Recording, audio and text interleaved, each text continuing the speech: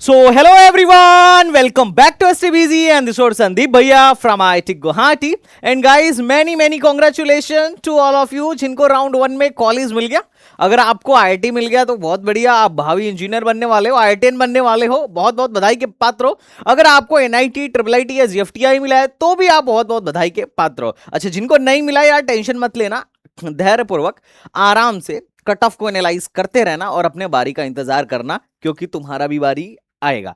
तो बच्चों पार्टी, जैसे ही मैं आज सो के उठा लगभग 10 साढ़े 10 बजे के तकरीबन, रिजल्ट आने के बाद से मेरा फोन बहुत रिंग कर रहा था. सोने में थोड़ा लेट हो गया था, 4 बज गया था, तो उठने में भी लेट हो ही गया. मैंने देखा कि इतने सारे कॉल्स आए हुए थे बच्चों के, और अब इतने सारे व्हाट्सएप मैसेजेस कि थैंक यू भैया, मेरे को एक कॉलेज मिल गया, मेरे को फलाने आईआईटी में एडमिशन मिल गया, मेरे को फलाने एनआईटी में एडमिशन मिल गया, भैया आईआईटी में ये वाली ब्रांच मिली है, अपग्रेड होगी कि नहीं मिली, अपग्रेड होगी कि नहीं होगी. तो बहुत सारे बच्चों के मैसेज आए थे, बहुत सारे बच्चों ने थैंक यू लिखा था. और हालांकि इसमें मेरा कोई योगदान नहीं है, मैं सिर्फ बच्चों को गाइड करता हूँ. बच्चा अपनी मेहनत से पढ़ता है, उनकी टीचर्स पढ़ा रहे थे, तो मैं इसका कोई मेरा श्रेय नहीं है, लेकिन अब बच्चे श्रेय देते हैं. और हालांकि मैं I am not worthy for that, but फिर भी जब रिजल्ट का दिन होता है ना, तो वो जो फीलिंग होती है मैं बता नहीं सकता हूँ. और ये जो चीज़ है, ये मेरे को हमेशा मोटिवेट करती है कि मेरे को इस इंडस्ट्री में काम करना है. और पहले मेरे को लगता भी था कि यार कॉर्पोरेट लाइफ कैसा ज्वाइन करना ज़्यादा अच्छा होता. यहाँ पर मैं कर रहा हूँ because many people are going to ask यार यहाँ से पढ़ाई करके ये क्यों कर रहा है.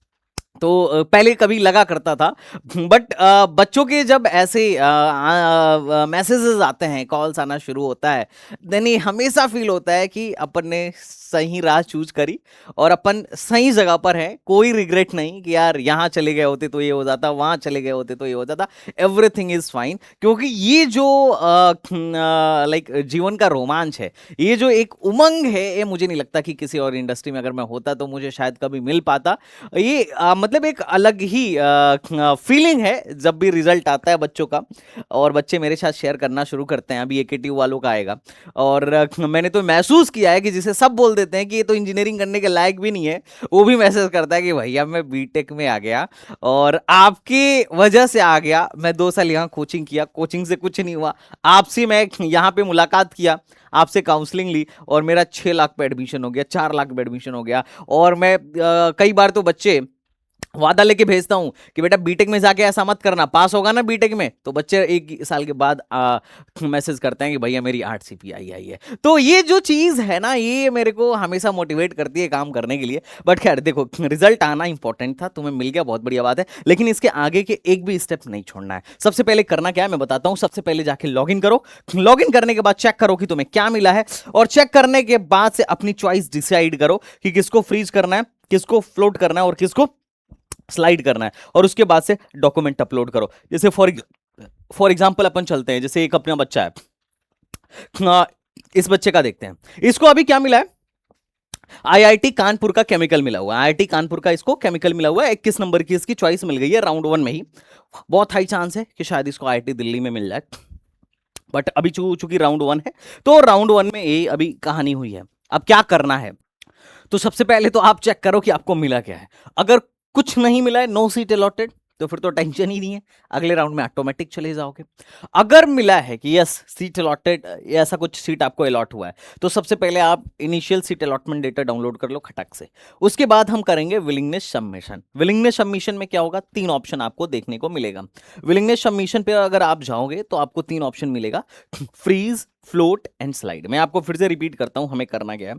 सबसे पहले हमें वहां पे जाके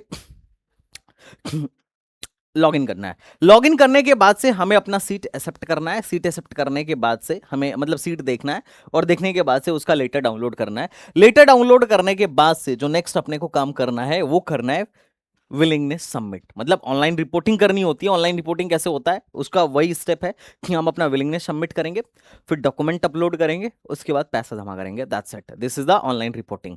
और अगर डॉक्यूमेंट में कुछ गड़बड़ी आती है तो हमें टाइम देंगे उसको रिजॉल्व करने का. हम विद इन द टाइम इसको रिजॉल्व करेंगे, क्योंकि लास्ट ईयर मेरे को याद है एक हमारा बच्चा था आईआईटी बीएचयू में, उसका हम लोगों ने कराया। और उसका वो मेडिकल सर्टिफिकेट में उसने, उसका जो डॉक्टर था, पता नहीं कौन सा डॉक्टर था, एक दो जगह पे उसने भरना भूल गया था। बाकी सब था, उसने अपनी मोहर भी लगाई थी, उस पर रजिस्ट्रेशन नंबर भी था, सब कुछ लगाया था, सिग्नेचर के साथ सब कुछ था, सब कुछ वैलिड था। बट वो एक दो जगह पर भरना भूल गया था। उधर से क्वारी आ गई और क्वारी का टाइम दे दिया कि रिजॉल्व करो। हम लोग का धक धक करने लगा कि अरे यार, एक क्वारी आ गई इसका। और बच्चा बोल रहा है कि मैं तो नानी के यहाँ हूँ, है ना, अभी मैं सर किधर से बनवाऊं, देख लो किधर से बनवा दो। तो खैर उसके लिए बड़े वो करने पड़े, है ना, बनवा के लगवाना पड़ा। तो दैट वाज द इम्पोर्टेंट। तो मैं आपसे एक बार बोलूंगा कि आप लोग एक एक डॉक्यूमेंट को अच्छे से चेक करके ही अपलोड करना। मेडिकल सर्टिफिकेट को भी हल्के में मत लेना।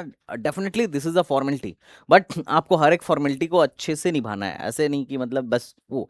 अब अभी क्या है कि फ्रीज, फ्लोट एंड स्लाइड में से एक ऑप्शन चूज करना है। अब किसको फ्रीज चूज करना है, किसको फ्लोट चूज करना है और किसको स्लाइड चूज करना है। तो देखो, फ्रीज तो मैक्सिमम लोगों को 99.9% को फ्रीज नहीं चूज करना चाहिए। सिर्फ फ्रीज किसको चूज करना चाहिए, उसी को चूज करना चाहिए जो अपने सीट से 110% सेटिस्फाइड है कि भैया मेरे को बस यही चाहिए, इसके अलावा और मैं आगे नहीं जाना चाहता, मुझे आगे कुछ नहीं चाहिए, तो ही वो चूज करेगा। अदरवाइज सबको फ्लोट चूज करना है। अच्छा, स्लाइड किसको चूज करना चाहिए सर? स्लाइड उसको चूज करना चाहिए, जैसे मान लेते हैं इस बच्चे को क्या मिला, आईआईटी कानपुर मिला है।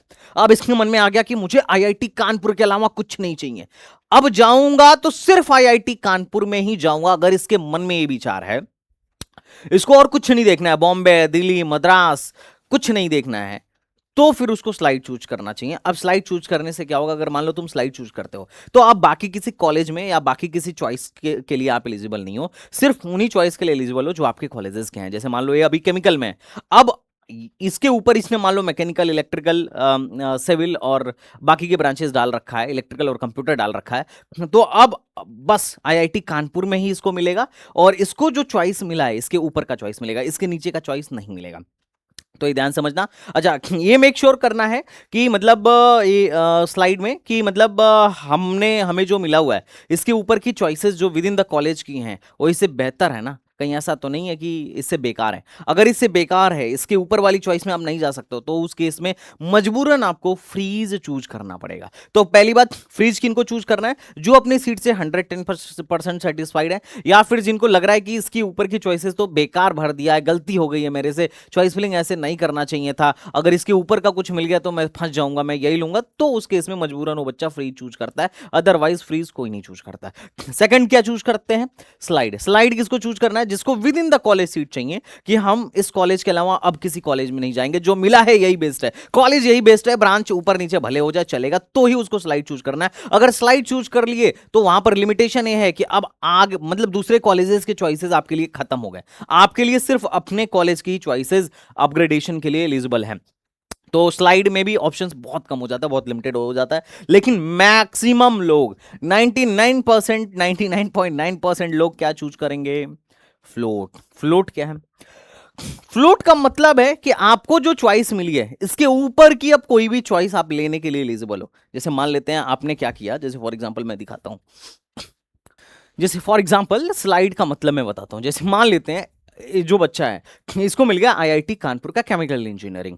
अब केमिकल इंजीनियरिंग मिल गया 98 नंबर की चॉइस। अब क्या करना चाहिए, सबसे पहले तो खैर हम लोगों ने जो लिस्ट दिया है उसमें पूरे 7 राउंड का कट ऑफ लिख के दिया हुआ है। अब कि सॉरी मतलब 6 राउंड का लास्ट ईयर का कट ऑफ हमने लिख के दिया हुआ है। लेकिन अभी क्या करना है कि जैसे मान लो तुमने स्लाइड चूज किया, तो अब आईआईटी कानपुर के केमिकल के ऊपर जितने भी आईआईटी कानपुर वाले होंगे सिर्फ वही मिलेंगे। लेकिन अगर तुमने जैसे ही फ्लोट चूज किया, अब इसके ऊपर का 1 से लेकर 97 तक कुछ भी आपको मिल सकता है। अगर अगले राउंड में 1 से लेकर 97 तक कुछ नहीं मिलेगा तो 98 वाली सीट आपकी रिटेन रहेगी। और अगर मान लेते हैं इसके ऊपर का कुछ मिल गया, जैसे मान लेते हैं इसको अगले में मिल गया आईआईटी भुवनेश्वर का एमएनसी, अब अगर इसके मन में ये आ गया कि यार इससे अच्छा तो कानपुर था, कानपुर के केमिकल में पढ़ लेते यार भुवनेश्वर के मैथमेटिक्स एंड कंप्यूटिंग में जाने से, तो अब कुछ नहीं हो सकता। क्योंकि जैसे मान लो जैसे ही इसको आईआईटी कानपुर की एमएनसी के ऊपर वाली चीज, आईआईटी कानपुर के केमिकल के ऊपर वाली चीज भुवनेश्वर की मैथमेटिक्स एंड कंप्यूटिंग मिलेगी, कानपुर वाली सीट गायब, हट जाएगी।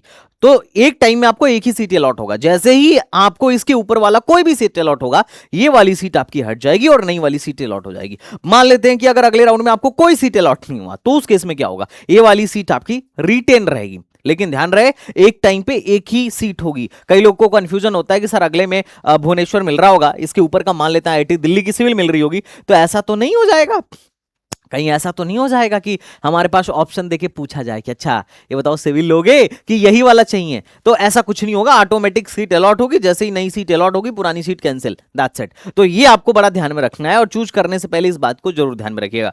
अब इंपॉर्टेंट क्या है, ये अब इसके नीचे की सारी चॉइसेस बेकार। जैसे मान लो इसको आईआईटी कानपुर का केमिकल मिला, तो इसके नीचे का जैसे आईआईटी दिल्ली का मटेरियल, बॉम्बे का मेटलर्जी, मद्रास का मेटलर्जी, मैकेनिकल, गुवाहाटी का मैकेनिकल, सब खत्म। अब इसके नीचे की चॉइसेस से आपका कोई वास्ता नहीं है। अब ना तो ये आपको मिल सकती हैं और ना ही नीचे वालों को आप ऊपर कर सकते हो। तो ये यहां से तुमको फील भी होगा कि अगर चॉइस फिलिंग में गड़बड़ी हो गई है तो बहुत भारी मिस्टेक हो गया, क्योंकि फिर तो कहानी खत्म। अब अगले 5 राउंड तक यही चॉइस फिलिंग चलेगी, नथिंग कुड बी चेंज। हाँ, एक चीज हो सकता है, अगर आपके चॉइस फिलिंग में गड़बड़ हो गई है तो हम सीसैब में 90+ सिस्टम वालों के लिए हेल्प कर देते हैं, और उसके लिए हम लोगों ने काउंसलिंग प्रोग्राम भी स्पेशली लॉन्च कर रखा है सीसैब का। तो आप उसे जाके एसटीबीजी हमारा ऐप है, एसटीबीजी एकेडमी ऐप है, आप वहां से जाके हमारा सीसैब का प्रोग्राम ज्वाइन कर सकते हो। और चूंकि अभी बहुत टाइम है तो हम एकदम बढ़िया से बढ़िया आपको चॉइस फिलिंग बना के देंगे, ताकि आपको आपके रैंक पर एक बेस्ट कॉलेज मिल सके। आपको उसके लिए चिंता करने की जरूरत नहीं हो, आपको बहुत ज्यादा आपके लिए ये चीजें बड़ा ज्यादा हैक्टिक ना हो, क्योंकि सीसैब में पैसे पहले जमा करने पड़ते हैं, लेकिन सीसैब का फायदा भी होता है, लो रैंक तक एडमिशन हो जाता है।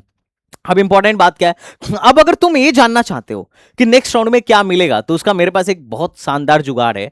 तुम एक काम करना है, एसटीबीजी के कॉलेज प्रेडिक्टर पे जाना। जैसे यहां पे जाओ, इस प्रेडिक्टर पे क्लिक करो और यहां पर जाने के बाद से यहां पर लॉगिन वगैरह कर लेना। लॉगिन वगैरह करने के बाद से एक शानदार प्रेडिक्टर तुम्हारे सामने खुल के आएगा, जिसमें तुम राउंड वाइज चेक कर सकते हो कि तुम्हें क्या मिल रहा है, क्या नहीं मिल रहा है। पहले राउंड में भी क्या मिला, अच्छा अगले राउंड में क्या मिल सकता है, तुम ये भी चेक कर सकते हो। उसके अगले राउंड में क्या मिल सकता है, you can check this also. तो ये प्रेडिक्टर है, अभी मैं तुम्हें दिखा देता हूं। तो अभी हमें क्या करना है, सबसे पहले वहां जाना है और रिजल्ट चेक करना है। फ्रीज, फ्लोट और स्लाइड पे क्लिक करना है। अब जैसे ही आप फ्रीज, फ्लोट, स्लाइड पर क्लिक करोगे, आपके पास आएगा डॉक्यूमेंट अपलोड करने का ऑप्शन। अब इसमें सबसे बड़ा कंफ्यूजन क्या है, सर स्टेट ऑफ एलिजिबिलिटी में कौन सा डॉक्यूमेंट डाला जाए। तो आपका जो 12th है, आपने जहां से 12th किया है वही आपका स्टेट ऑफ एलिजिबिलिटी है, आपको वही डालना है। This is the important. आपको क्लास 10th जो मांगेगा इसमें से आप अपलोड कर दीजिए, 10th अपलोड कर दीजिए, 12th कर दीजिए।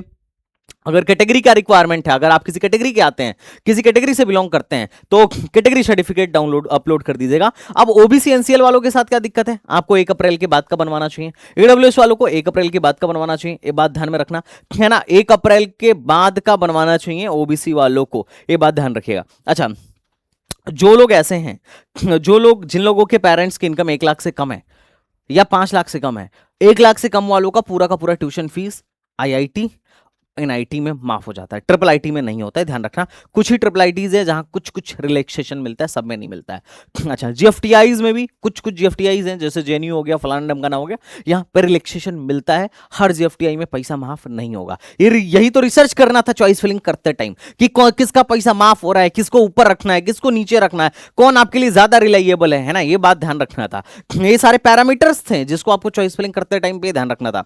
तो 1 लाख से कम में पैसा माफ हो जाएगा, फ्री में जाके पढ़ाई करिए, मतलब हॉस्टल फीस और बाकी के जो चार्जेस होंगे वही आपको देना पड़ेगा, मेस चार्ज वगैरह। अच्छा, ट्यूशन फीस नहीं देना पड़ेगा।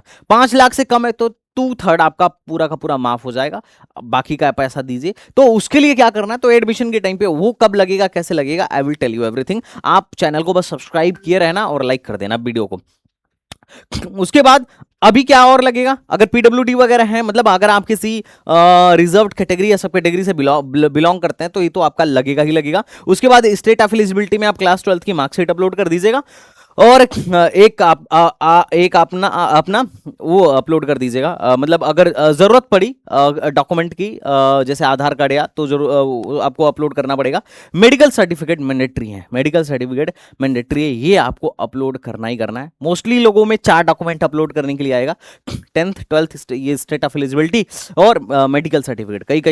कई लोगों में कैटेगरी सर्टिफिकेट भी आएगा। अच्छा, और चेक की भी जरूरत पड़ेगी। चेक क्या है, क्रॉस चेक क्या है, तो क्रॉस चेक आपको लगाना पड़ेगा ताकि उसी बैंक अकाउंट में आपको रिफंड मिले। जिस भी बैंक अकाउंट में आप रिफंड चाहते हो वहां पर आपको क्रॉस चेक लगाना पड़ेगा। तो अभी मेडिकल सर्टिफिकेट बनवाना हमारे लिए सबसे इंपॉर्टेंट काम होना चाहिए। मैंने अपने बहुत सारे बच्चों को पहले ही बोल रखा था और उन लोगों ने पहले ही बनवा दिया, लेकिन अगर अभी तक आपने नहीं बनवाया है तो आप ये फॉर्मेट लीजिए, डिस्क्रिप्शन में डाल दूंगा, आप जाइए इसको पूरा भरिएगा। कैंडिडेट का नाम क्या है, जेंडर क्या है, अगर आपका कोई आइडेंटिफिकेशन मार्क हो, जैसे मान लो कहीं तिल है, कहीं बर्न मार्क है, कुछ भी है, मतलब कहीं पर भी बॉडी पे है ना जहां बता सकते हो, वो यहाँ पे डाल देना। अगर कोई मेजर इलनेस होगा तो ये तो डॉक्टर खुद ही लिख देगा, आपकी हाइट डॉक्टर लिख देगा, वेट लिख देगा, ब्लड ग्रुप लिख देगा। वैसे अगर आप एक डॉक्टर से दिखा रहे हो तो आपको खुद ये सब लिख लेना चाहिए। कोई पास्ट हिस्ट्री है वो पूछ के लिख देगा, है ना। और चेस्ट का क्या है और क्या नहीं है वो डॉक्टर लिखेगा, हियरिंग में क्या है वो लिखेगा, विजन में क्या है ना, विद ग्लास और विदाउट ग्लास क्या है, कलर ब्लाइंड हो या नहीं हो, क्योंकि कुछ कुछ कोर्सेज में कलर ब्लाइंड अलाउड ही नहीं है, तो ये भी बात ध्यान रखना है। रेस्पिरेटरी सिस्टम, नर्वस सिस्टम, वो खुद इन सबको खुद ही वो चेक करेगा। अब रूल क्या कहता है कि जब तुम डॉक्टर के पास जाओगे, सरकारी डॉक्टर के पास, तो क्या होगा कि वो सब बोलेगा, वो इन सबसे चेक करवाने के लिए बोलेगा, चेक करो, चेक करवाओ और फिर लेकर आओ, तब तुम्हारा सर्टिफिकेट बनेगा। तो everything they are going to check, है ना। चाहे आप सरकारी में जाइए या प्राइवेट में, अच्छे प्राइवेट में जाइए, तो सब कुछ आपका क्या करेंगे, ये चेक करेंगे और चेक करने के बाद से फिर आपको सर्टिफिकेट देंगे कि लाइक आप फिजिकली फिट हो या नहीं हो इंजीनियरिंग डिग्री परस्यू करने के लिए। इसमें इंपॉर्टेंट चीज है कि आपके डॉक्टर का रजिस्ट्रेशन नंबर, रजिस्टर्ड डॉक्टर होना चाहिए, उसका रजिस्ट्रेशन नंबर मेंशन करना पड़ेगा, डॉक्टर का नाम और सील लिखना पड़ेगा और उसका सिग्नेचर और डेट, ये चीजें आपको करनी पड़ेंगी। अगर आप नहीं करते हो, अगर कोई भी मिसिंग होगी तो ये जोसा वाले पकड़ लेंगे और आपको धर लेंगे और डिस्पेरेंसी डाल देंगे। तो अभी तो आपके पास टाइम है, आपके पास टाइम है, अगर आप चाहो तो अभी आराम से करवा सकते हो, बाद में टाइम नहीं रहेगा। तो शेड्यूल की अगर बात करें, अब समस्या आती है, बहुत सारे बच्चे पूछते हैं कि भैया सरकारी में करवाएं या प्राइवेट में कराएं, कहीं से भी करा सकते हो, लेकिन to be issued by a registered medical practitioner, मतलब रजिस्टर्ड मेडिकल प्रैक्टिशनर होना चाहिए। इट्स नॉट लाइक कि किसी से भी झोला छाप से आप करवा के लेकर आ गए। और जनरल एक्सपेक्टेशन जो है इतना है कि भाई साहब ये प्रॉब्लम आपकी नहीं होनी चाहिए। कलर ब्लाइंड जो लोग हैं भाई साहब, बहुत सारे कोर्सेज से उनको बाहर कर दिया गया है, तो ये लोग उन कोर्सेज में मत आपको चॉइस फिलिंग करते टाइम उन कोर्सेज को नहीं डालना था, क्योंकि वो आगे चल के आपकी सीट कैंसिल हो जाएगी वहां पर जाने के बाद, और वहां पर जाके अगर सीट कैंसिल हुई तो बड़ा दुख होगा। तो आपको थोड़ा सा पहले से सब कुछ रिसर्च करके ही अपनी चॉइसेस बनानी थी। अब अगर अपन शेड्यूल की बात करें ना, तो ये है अपना schedule, this is the very important. अपना जो रिजल्ट है 13 तारीख को 10 बजे आया है, और अपने को क्या करना है, online reporting, fees payment, document upload, और आपकी अगर कोई क्वेरी वैरी आ रही है तो सबको क्या करना है, आपको रिजॉल्व कर देना है बाय 26 जून तक। तो आपको 26 जून तक, मतलब 13 जून से लेके 26 जून के बीच में सब कुछ कर देना है। तो आप आज कल परसों में ही कर लो। अगर कोई क्वेरी आती है, कोई भी क्वेरी ये लोग रेज करते हैं, ताकि तो हमारे पास एटलीस्ट सफिशिएंट टाइम होना चाहिए कि हम इसको रिजॉल्व कर सकें। ये आपके करियर का सवाल है, इस चीज को सबसे अर्जेंटली लेना, क्योंकि बस एक ही राउंड का मेहनत है, उसके बाद बाकी राउंड्स में तो बस आपको बैठ के खेल देखना है। तो this is the very important for all of you, आपको बिल्कुल भी इसमें रिस्क नहीं लेना है। तो आप ये सारी चीजें निपटाओ, क्वेरीज का रिस्पॉन्ड करो, एंड फीस वगैरह का इन लोगों ने थोड़ा 29 तक का डेट दे रखा है। तो अब आगे बढ़ते हैं, अब बात करते हैं कि ये अपलोड करने के बाद से क्या करना है। IIT प्लस सिस्टम के लिए ये है और NIT प्लस सिस्टम के लिए ये है। ऑलमोस्ट बहुत सारी चीजें यहां पर आपको सिमिलर दिख रही होंगी। और फिजिकल रिपोर्टिंग के लिए कब जाना है, तो खैर बाद में जाना है। फिजिकल रिपोर्टिंग के लिए आपका ये लोग डॉक्यूमेंट वेरीफाई करेंगे, डॉक्यूमेंट वेरीफाई करने के बाद से जो भी कमी होगी इसके लिए क्वेरी रेज करेंगे और आपको टाइम देंगे बाकायदा। अब जितना जल्दी तुम अपलोड कर दोगे उतना जल्दी तुम्हें पता चल जाएगा कि क्वेरी आ रही है कि नहीं आ रही है। अब लास्ट डे अपलोड करोगे, लास्ट डे क्वेरी आएगी, तुम्हारे पास टाइम ही नहीं होगा ज्यादा, है ना, उस क्वेरी का रिस्पॉन्ड करने के लिए। और लगातार खोल खोल के देखते रहना है और डॉक्यूमेंट अपलोड करने के बाद कि आप में कोई क्वेरी रेज हुई क्या। अगर क्वेरी रेज हुई है तो यू हैव टू रिजॉल्व, नहीं रिजॉल्व करोगे सीट गई, खत्म बात। अब उसके बाद जो हमें तीसरा जो सबसे इंपॉर्टेंट चीज है वो करना है। अगर ये नहीं करोगे तो सीट जो है कैंसिल हो जाएगी। उसको बोलते हैं सीट एक्सेप्टेंस फीस। हम 2 बार जोसा में पूरा 2 बार सीट मतलब पैसा पे कर रहे होंगे एनआईटी प्लस सिस्टम के लिए, एक बार अभी और एक बार हम पार्शियल एडमिशन फीस दे रहे होंगे। आईआईटी वालों को इतना ज्यादा हेडक लेने की जरूरत नहीं है, आप अपने शेड्यूल को चेक करते हुए उसके हिसाब से करते रहना। सीट एक्सेप्टेंस फीस क्या है? सीट चूंकि आपको मिल चुकी है तो आप कमिटमेंट दे रहे हो कि हाँ भाई हम सीट एक्सेप्ट कर रहे हैं। उसके लिए जो जनरल और ईडब्ल्यूएस ओबीसी वाले हैं 30,000 रुपए जमा करेंगे। बाकी रिजर्व कैटेगरी वाले SC ST और PWD वाले 15,000 रुपए जमा करेंगे। तो ये बात ध्यान रखना। और the seat acceptance fees excluding JoSAA processing charge for will be adjusted against the admission fees. तो इसमें से 5,000 फीस जो है जोसा का प्रोसेसिंग चार्ज है वो हटा के बाकी का सारा पैसा जो है आपका आपके एडमिशन फीस में चला जाएगा, बाद में कॉलेज को चला जाएगा। आपको आपके फीस में से इतना पैसा कम कर दिया जाएगा, तो आपको उसके लिए ज़्यादा टेंशन लेने की जरूरत नहीं है। अब आता है विड्रॉल का। तो देखो जो जो आईआईटी वाले हैं राउंड 4 के बाद विड्रॉल कर सकते हैं। एनआईटी वाले, एनआईटी प्लस सिस्टम वाले लास्ट राउंड तक विड्रॉल कर सकते हैं। उनके लिए ज़्यादा चिंता की बात नहीं है क्योंकि उनके लिए सीसैब राउंड होता है। तो जो आईआईटी की सीटें हैं वो तो सीसैब में नहीं भरी जा सकती हैं, तो इसीलिए राउंड 4 तक ये वो बोलते हैं कि आप लोग विड्रॉल कर लो। लेकिन एनआईटी की सीसैब में भरी जाती हैं तो लास्ट राउंड के बाद भी विड्रॉल का ऑप्शन देते हैं। तो अभी क्या है कि अगर आप विड्रॉल मारोगे तो 7,000 रुपये कटेंगे, और अगर आपकी सीट कैंसिल हुई तो जोसा अपना प्रोसेसिंग चार्ज ले लेगी 5,000 रुपये, और बाकी का पैसा आपको वापस कर देगी। जो आप कैंसिल चेक लगाओगे ना उसी खाते में आपके पैसे आएंगे। तो ये सारे रूल्स हैं जो आपको जानना बड़ा जरूरी है। अब एक बार और पैसा देना पड़ेगा, तो सीट अगर आपको मिल गया है तो अभी शांति से बैच मत जाना। लास्ट राउंड के बाद आपको फिर से पैसे देने पड़ेंगे। उसको बोलते हैं एनआईटी प्लस सिस्टम वालों के लिए, उसको बोलते हैं partial admission fees. Partial admission fees आपको इतना देना पड़ेगा जो कि नॉन रिफंडेबल है। तो ये थोड़ा सा आपको बड़ा समझदारी के साथ आपको काम करना पड़ेगा कि इधर यू हैव टू पे पार्शियल एडमिशन फीस और नॉट। उसमें आप मेंटर से कंसल्ट कर लेना, वरना पैसे डूबने के चांसेस रहते हैं। और सीसीएम में बैठने के लिए भी आप मेंटर से जरूर कांटेक्ट कर लेना। अब अगर आप चाहते हो कि भैया मेरे को राउंड 2 में क्या मिलेगा, तो कुछ नहीं, आप क्या करिए, राउंड 1 में जैसे मान लो मैंने एक बच्चे का डाल दिया कि इसकी रैंक क्या है, मैंने मतलब रैंक वगैरह सारा डाल दिया कि भाई बच्चा जो है अपना किस कैटेगरी से है, ओबीसी कैटेगरी से है, 20,000 रैंक है, और सारा कुछ मैंने यहाँ पे डाल दिया। और डालने के बाद से नाउ मैं चेक करना चाहता हूँ कि कौन सी ब्रांच ले लें। भाई ले लेते हैं कंप्यूटर साइंस ले लेते हैं, कंप्यूटर नहीं लेते हैं, इलेक्ट्रॉनिक्स लेते हैं। चलो इलेक्ट्रॉनिक्स ले लेते हैं। राउंड 2 में कहाँ कहाँ मिलने की पॉसिबिलिटी है।